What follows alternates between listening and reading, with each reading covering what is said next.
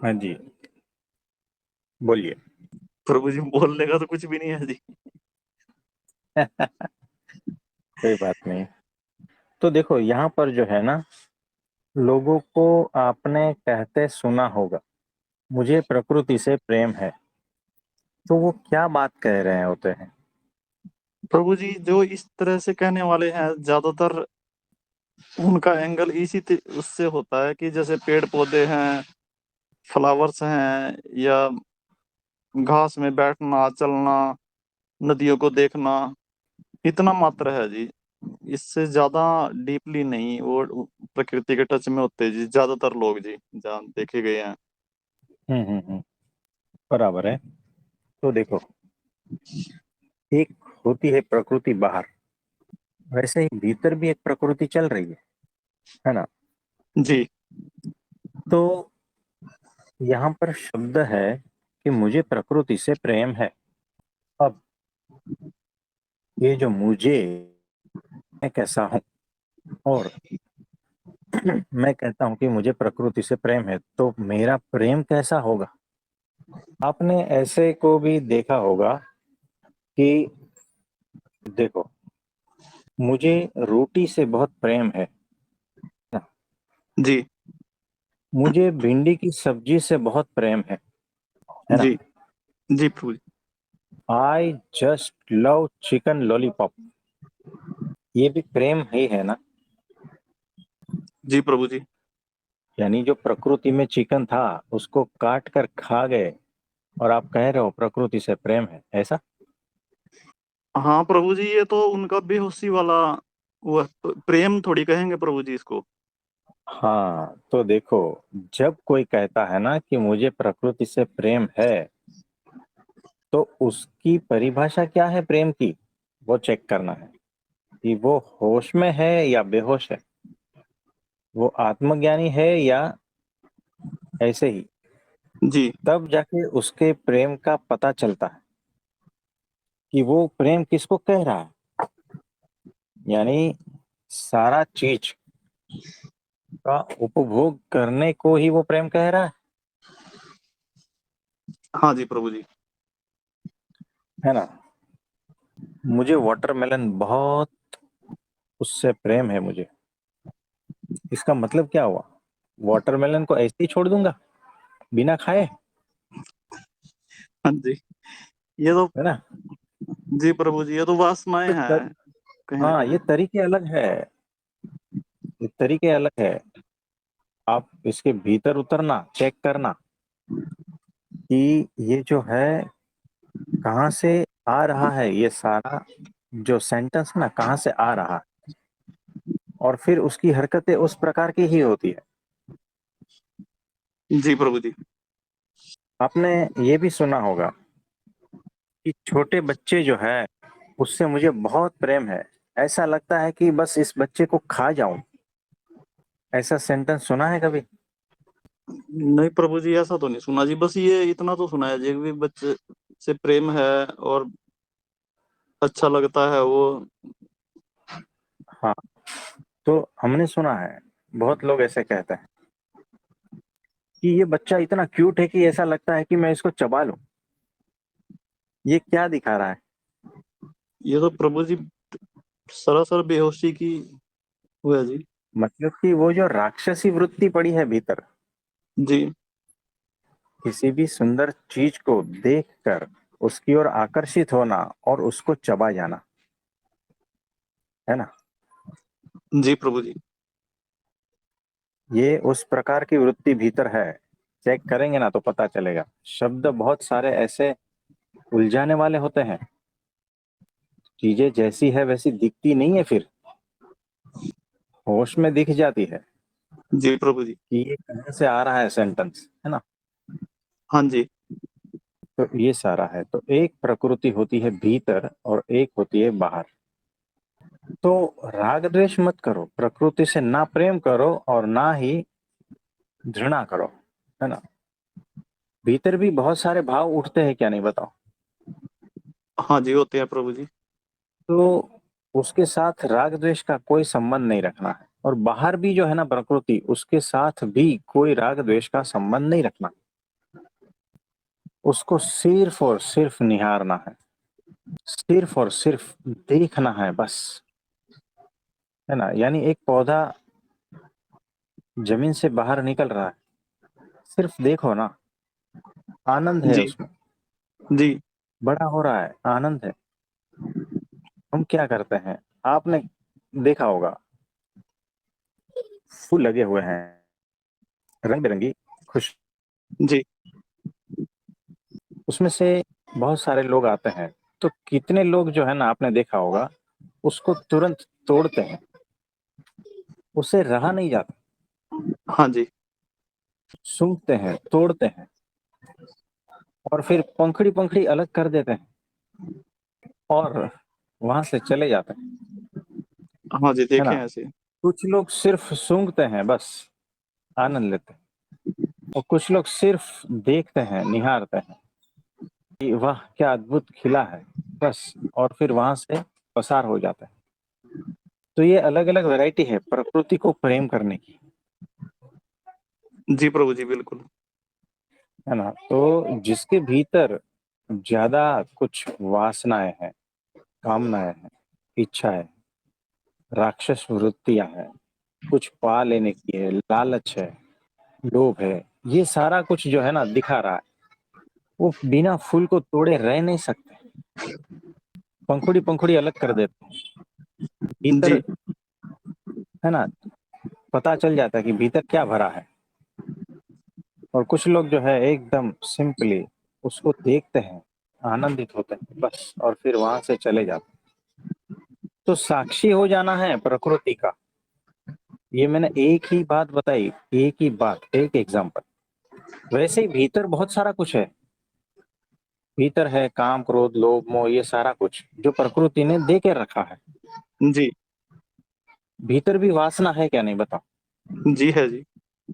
लेकिन उसको छेड़ते हैं, उसमें लिप्त होकर बहुत सारा कुछ करते हैं और विकृति बना देते हैं, प्रकृति को विकृत बना देते हैं।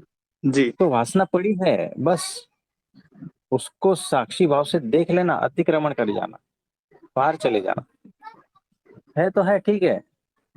अब जो है पेड़ पे वो जो पौधा है, गुलाब का फूल है, खिला है, ठीक है ना। हाँ जी। वैसे ही जो नदी बह ही जा रही है, पंछी उड़ते जा रहे हैं, तो हम सिर्फ निहारते नहीं है, हम सिर्फ साक्षी नहीं हो जाते, अवलोकन नहीं करते, हम लोग क्या करते हैं, पत्थर मारते हैं उसको, खींचते हैं, तोड़ते हैं, ये सारा जी कुछ करते हैं, है ना? तो ये हो गई विकृति। जी प्रभु जी। तो प्रकृति सही है अपनी जगह पर, हमने विकृत बना दिया है, याद रखना। हमारे जी भीतर भी जितने भी जो है ना प्राकृतिक गुण है ना, उसको सारे को विकृत हमने बनाया। सही है प्रभु जी। क्यों पता है? क्योंकि हमें है ना भीतर वासना पड़ी है, भीतर इच्छा है कि इसमें से सुख प्राप्त कर ले, और उसके चक्कर में जो है ना वो विकृत हो जाता है। पौधे पे गुलाब खिला है, हमारे भीतर वासना है कि इससे सुख मिल जाएगा, तो तोड़ते हैं, पत्ती पत्ती तोड़ कर देते रख रख देते हैं, है ना। विकृति कर दी, सुख जी मिला क्या बताओ, नहीं प्रभु जी। है ना।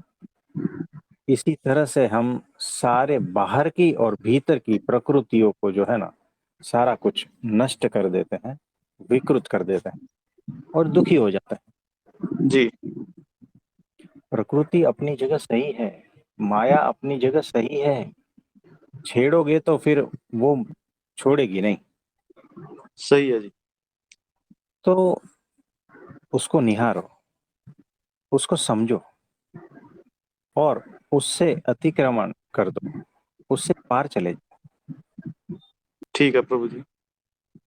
प्रकृति, माया उसी को ही परेशान करती है जो उसको समझा नहीं है। ये सेंटेंस लिख लेना, ये सूत्र है। जैसे मैं एग्जांपल दूं कि आप रात को चले जा रहे हैं, अंधेरी रात है और 2 बजे है, और सामने से जो है चुड़ैल प्रकट हो जाती है, परेशान करती है, जी। सबको परेशान करती है, जो भी वहां से गुजरता सबको परेशान करती है। उस दिन आप उसके हाथ चढ़ गए, आपको परेशान करने लगी, लेकिन आप भागे नहीं वहां से। लोग क्या करते हैं, आज तक वो भाग जाते हैं और बहुत सारा कुछ अपने अपने हिसाब से तंत्र मंत्र जंत्र सब कुछ करते हैं, जी। ये भी सारा कुछ, लेकिन हाँ जी। चुड़ैल जो है किसी को छोड़ती नहीं, परेशान करती रही। आप जो है निडर है और आप भागे नहीं, उसको बिठाया, पूछा बोलो क्या है, क्या तकलीफ है आपकी, बताओ, विगत से बताओ, हम सुन। तो वो जो चुड़ैल है उसने अपनी पूरी कहानी कही और फिर रोने लगी। वो भी दुखी है ना। जी प्रभु जी। उसे ऐसा कुछ चाहिए था कि मेरी बात को कोई सुने, कोई मुझे समझे, है ना। तो समझने वाला मिल गया तो उसे कोई परेशानी नहीं। वैसे ही ये जो माया है, ये प्रकृति है, उसको अगर कोई समझने वाला है ना तो उसको परेशान नहीं करती। जी प्रभु जी। जो उससे भागा और छेड़खानी की ना तो फिर उसको छोड़ती नहीं। तो माया क्या है उसको समझो, प्रकृति क्या है उसको समझो। हमारे भीतर ये जो सारा कुछ खेल चल रहा है ना, काम क्रोध लोभ मोह वासना इच्छा, ये सारा कुछ जो चल रहा है ना, उसको समझो, उसको सुनो, ये हो क्या रहा है। तो समझने में ही आधा तो वो चला जाएगा, और उससे पार हो जाओ। जी। छेड़ो मत, राग द्वेष मत रखो, सिर्फ समझो। तो प्रकृति को हमें समझना है, माया को समझना है और उससे पार जाना, ये है सूत्र। तो फिर वो कभी परेशान नहीं करेगी। जी प्रभु जी। लेकिन होश पूर्वक हम समझते थोड़ी है, तो होश पूर्वक समझना है। इसमें और कुछ आप पूछना चाहोगे? प्रभु जी, पहले तो हम लोग भी जैसे हम फूल पौधे लगा के रखते हैं घरों में, अपने यहाँ पे भी हम्म तो हम जैसे पूजा कर के लिए हम फूल तोड़ करके भगवान जी को चढ़ा देते थे पहले। हम्म। लेकिन जब से आपने हमें समझाया है ये, से हम उसको देखते हैं बस फूलों को, और कभी सूंघ लेते हैं, लगे लगे ही उनको तोड़ने का बिल्कुल भी मन नहीं करता जी। वो अपने आप ही झड़ जाते हैं जब वो पूरे हो जाते हैं। हम्म। वो जो खिले हुए हैं ना, वो परमात्मा के मस्तक पर चढ़े हुए ही, जी प्रभु उनके जी। चरणों में चढ़े हुए ही। जी प्रभु जी। हाँ। हम भी वैसे ही है, हम जैसे खिले हुए हैं ना, वैसे ही उनके चरणों में समर्पित है। कोई अलग से कुछ नहीं करना है। यानी क्या हुआ पता है, अलग से कोई साधना नहीं है जी। कि मैं तेरे लायक बन जाऊं, मैं तेरे चरणों में चढ़ जाऊं, ऐसा कोई साधना नहीं है। हम ऑलरेडी लगे हुए ही हैं, बस साधना से हम तोड़ने की चेष्टा करते हैं। तो दृष्टि बदल देनी है, हम जी। ऑलरेडी उनके चरण में समर्पित ही है। जी प्रभु जी, बहुत बड़ी बात है जी ये। कोई भी साधना जो है ना समर्पित कर नहीं सकती, क्योंकि ऑलरेडी समर्पित है। तो साधना तोड़ने बराबर है, फूलों को तोड़ो इज इक्वल टू साधना, है ना। ये सारी चेष्टाएं फूलों को तोड़ने बराबर है। जी सिर्फ प्रभु जी। दृष्टि बदल दो, आप बैठे बैठे ही समर्पित हो। तो ये बात है। ये तो बहुत सहज सी बात थी जी, ये बिल्कुल ही। जी। तो सूत्र है इसमें, और कुछ पूछना चाहोगे? नहीं प्रभु जी। और किसी का कोई प्रश्न है तो बताइए। प्रभु जी प्रणाम। हाँ जी, प्रणाम, बोलिए बोलिए। प्रभु जी इतनी प्राकृतिक आपदाएं आती हैं, क्योंकि हम लोग हाँ जी। प्रकृति से छेड़छाड़ बहुत करते हैं। सुनामी आ गई, हाँ जी। बाढ़ आ गई, आग लग गई, ग्लेशियर्स का हो गया। तो ये हमारी सारी विकृति है ना। हाँ जी, उसी की वजह से ही है। और जरूरी ये नहीं है, जरूरी ये भी है कि कोई छेड़खानी करता है, भुगतना हमें भी पड़ता है, क्योंकि हम इसके हिस्से हैं, हम अलग है ही नहीं, है ना। जैसे मैंने कुछ ऐसा खाया होटल में जाकर, है ना, जो मेरी जुबान को बहुत अच्छा लगता था। अब मेरी जुबान को अच्छा लगा इसीलिए मैंने खा लिया, मेरे पेट को पूछा नहीं, और वो इन्फेक्शन वाला चीज गया अंदर, और उल्टियां होती है, जुलाब होते हैं, बुखार आता है, डिहाइड्रेशन हो जाता है। बताओ, इस वक्त जबान को दुख है या पूरे शरीर को दुख है? शरीर को दुख है ना, क्योंकि ये सारा कुछ जुड़ा हुआ है, एक यूनिट है, एक साथ है सब कुछ। जैसे हम चले जा रहे हैं और ठोकर लगती है, तो सबसे पहले क्या होता है कि हम अगर गिरने लगते हैं तो हाथ जो है रक्षा करते हैं, है ना, जमीन पर हाथ को सहारे हमारे शरीर को, बाकी शरीर को बचा लेते हैं। तो गलती किसने की? आंख ने देखा नहीं ठीक से, लेकिन बचाव किसका किया? आंख का ही तो बचाव हुआ ना, सर का बचाव हुआ, छाती का बचाव हुआ। गिरते गिरते ठोकर पैर को लगी है, बचा कौन रहा है? हाथ ही बचा रहा है ना, क्योंकि ये सारा कुछ जुड़ा हुआ है। यहाँ पर हर एक व्यक्ति एक दूसरे से जुड़ा है, याद रखना। हर कण, एक जो बगीचे में खिला हुआ गुलाब है ना, वो भी सूर्य से जुड़ा हुआ है, और दूर अनंत ग्रह जो है उससे भी जुड़ा हुआ है। यहाँ पर सब कनेक्टेड है, कोई भी स्वतंत्र है ही नहीं। एक की असर दूसरे को होती है, दूसरे की तीसरे को होती ही है। ये इसी तरह से पूरा कार्य करता है, एक यूनिट की तरह। और ये सारा का सारा अक्षर ब्रह्म का शरीर है। अनंत कोटि ब्रह्मांड में जो भी कुछ हो रहा है, ये सारा अक्षर ब्रह्म का शरीर है, और वो एक ही यूनिट है, और उस तरह से कार्य करता है। यहाँ कोई भी चीज अलग अलग है ही नहीं। अगर हमें दिख भी रही है ना, तो वो हमारे अज्ञान की वजह से दिख रही है। तो प्रकृति में अगर कुछ भी बदलाव आता है, सुनामी, ये वो सब कुछ, उसका जिम्मेदार कोई भी हो, हम भी जिम्मेदार है उतने ही, अगर हमने कुछ भी नहीं किया तो भी, क्योंकि वो सारा कुछ जुड़ा हुआ है। उसका भुगतना ही पड़ेगा, सबको भुगतना पड़ता है। तो ऐसा आता है।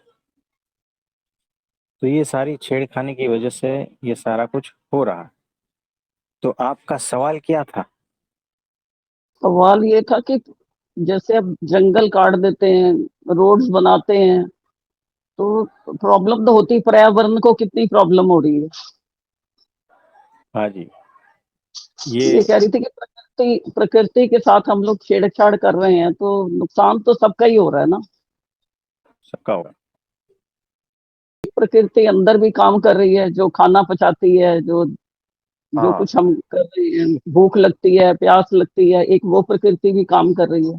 वो देखो हाँ अपने जी। आप काम हो रहा है, सारा सारा शरीर हमारा चला रही है। हमें तो कुछ पता हाँ ही जी। नहीं है, खाना अपने आप पच जाता है, सब कुछ हो जाता है। तो वो भी तो प्रकृति कर रही है ना। हाँ, वो सारा खेल जो भीतर चल रहा है ना, वो भी सारा प्रकृति का ही है। वो भी सारा ऑटोमेटिक हो रहा है, तो उसके साक्षी हो जाओ, उसको छेड़ना नहीं है। तो जवान तो कुछ कुछ मांगेगी, हम उसको छेड़ छेड़ के कितना ऐसा बना दिया है ना कि हमें भांत भांत की चीजें चाहिए जवान को, ऐसा बना दिया, उसकी आदत ही बिगाड़ दी। अगर उसकी आदत बिगड़ी नहीं होती ना, तो वो सिंपल सा खाना खाते और सब कुछ सही सही चलता। आज जितनी भी बीमारियां है ना, उसका मूल कारण जवान है। तो प्रकृति से ही छेड़खान की है ना। प्रकृति ऐसा थोड़ी मांगती है कि मुझे सोच दो, है ना। शरीर को भुगतना पड़ता है ना फिर। हाँ, सॉस तो हमने बनाया, टमाटर प्रकृति ने बनाया। टमाटर सिंपल खा लो, सॉस बनाने की क्या आवश्यकता है ना। लेकिन हमारी जबान को ऐसे चटाके दिए है ना, और उसको ऐसा बिगाड़ दिया है ना कि अभी वो जो है ना, आउट ऑफ कंट्रोल हो गया है।